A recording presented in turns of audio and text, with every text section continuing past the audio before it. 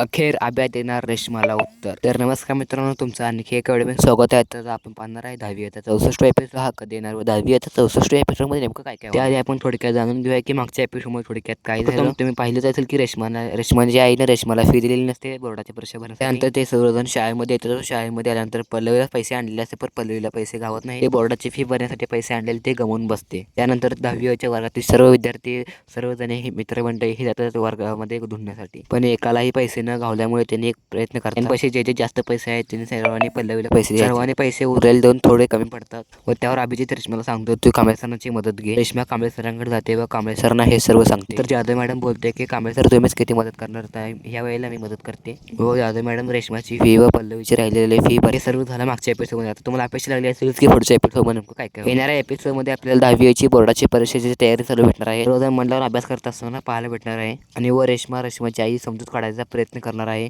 व कांबळे सर कदाचित रेशमाच्या घरी जाऊ शकतात. अखेर अभय देणार रेशमाला उत्तर हे पाहायला भेटणार आहे. रेशमाला काय होकार देणार का नकार देणार ही येणाऱ्या भागामध्ये पाहायला भेटणार आहे. तर हा व्हिडिओ आवडला असेल तर चॅनल सबस्क्राईब करून घ्या, कारण का असेच व्हिडिओ तुम्हाला चॅनलवरती भेटत असतात.